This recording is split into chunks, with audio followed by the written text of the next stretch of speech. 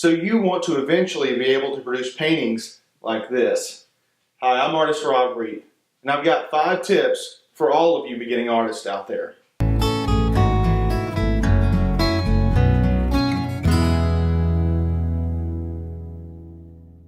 We all have that one moment where we discover that we love to paint.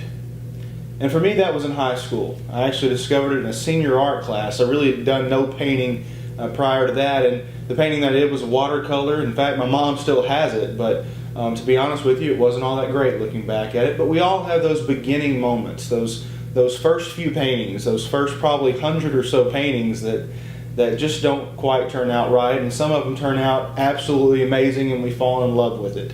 And even for some of us, we paint a few paintings that aren't so good and we still fall in love with it. I know I certainly had my fair share of those, and I still fell in love with the peacefulness of painting, the enjoyment of it, if nothing else. But even though I took 4 years off during college and really didn't put brush to canvas for that period of time, when I got back home and got back into painting, it was just a continuation of the process. And since I've been painting for a few years now professionally, I want to share my 5 tips for all of you beginner painters out there. My first one seems like a pretty simple one, but I just want everybody to realize that most of you have a smartphone or a camera of some sort.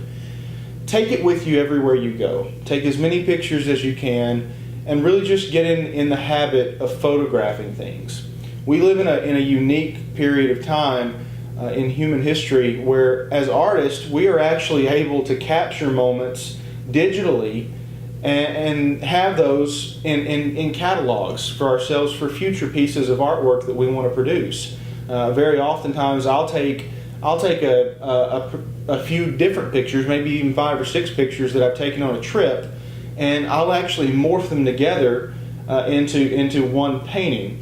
In fact, this one here is kind of a culmination of a few different photos that I took while my wife and I were in Colorado a few months back. So it's always smart as a painter just to carry a camera with you. It doesn't have to be a nice camera, just some sort of camera. Be willing to take photos. My next tip is don't be afraid to scrap a canvas. Now that doesn't mean you have to throw it away, but we all know that we've got those paintings in our collection that we've done over a few months in our early history as an artist, and even I do this now, even as a professional painter. I have some pieces that just don't quite turn out right. Don't be afraid to get rid of them. Don't put them for sale. You want to showcase your best work, and in my opinion, you're only as good as your last painting.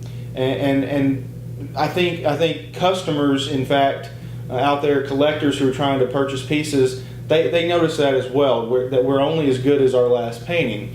And I truly believe that the best thing to do with a painting that hasn't gone quite right, especially if it's on canvas or panel perhaps, is just either gesso over it and repaint it. Maybe you can sand it down and repaint it, or my personal favorite thing to do is just turn it into a dabble board, a place where you can make sure that you get colors right for another painting that you're working on. And I do this a lot with smaller canvases, so don't be afraid to scrap a canvas. And if you have to, at the end of the day, haul it to the dump. I've done that too.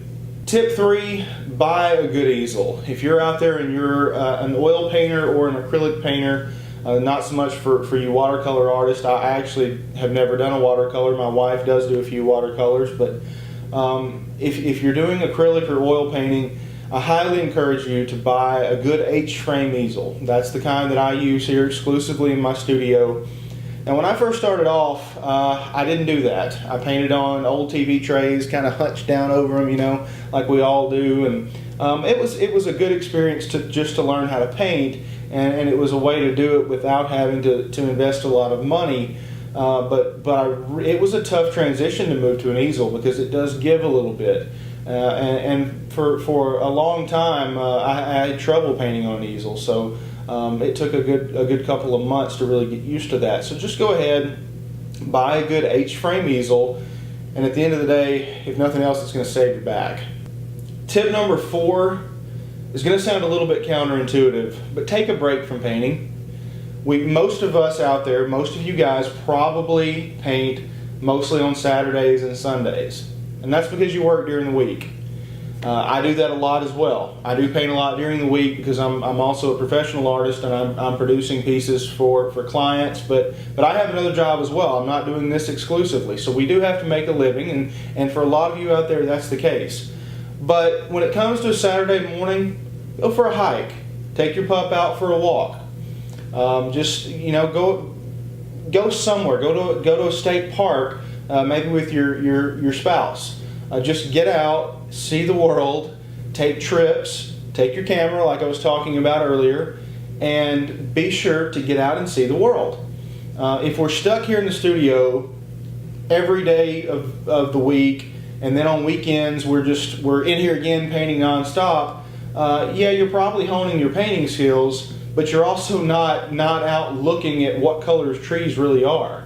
And you'll notice as you just drive down the road on a long trip, you'll start to see all those really beautiful tones of yellow that are sparkling off of pine trees, and you'll see the glassiness of a lake, and there's all sorts of new colors and new textures and new things that you're going to pick up, and that comes from being an artist. You can't see those things. Most people don't see those things unless they've already painted before. But if you're so committed to painting that you don't get out and actually see any of it, I really don't know what it's all for anyway. Tip number 5, the final tip, is to paint what you enjoy. A lot of us make the mistake of painting whatever will sell or whatever people around us are asking for them to paint. I had a lot of trouble with this as an early painter. I realized what was selling on my Etsy page at that particular time was some modern art pieces, and while I had enjoyed those, I started trying to crank out more and more modern art pieces, and it got to where it was work for me, and I really where my heart was in stuff like this. I wanted to be able to spend 4 or 5 hours just working on a stream, and I wasn't doing that anymore, so it really became an unenjoyable time for me, and I stepped out of the studio for a long time. Don't do that to yourself. Just paint what you enjoy. If you're into doing commissions, because I've done commissions as well, just make sure that if you do get into commissions, that you require a consultation with the client prior to actually accepting the job, because you need to be able to hear exactly what they're after. Now, I know a lot of you are beginners, and that may be a little ways off, so that may not technically apply to you guys, but I do want you to know, paint what you enjoy. Even if somebody asks you to paint something for them and they're willing to pay, it's worth listening to them, but make sure that you're going to be able to put your heart and soul into it, okay? Because this is art. This is art. It's not, we're not, we're not doing the everyday office job. We're trying to produce something that truly flows from our spirit. And you can't really fake that. You have to be into it, in my opinion at least. So just paint what you enjoy. Don't get stuck in any ruts, and go where your heart takes you, where your spirit takes you in the art world. If you've enjoyed this episode, please be sure to give it a big thumbs up. Please do that. Give us a big thumbs up. And also, I really want to ask you, if you enjoyed this, hit the subscribe button. I want to try to get as many subscriptions here to this channel as we can, because that obviously throws our rankings up higher and higher in the YouTube search. So just help us out with that. Share it with all your friends who enjoy painting, and hey, keep painting. God bless.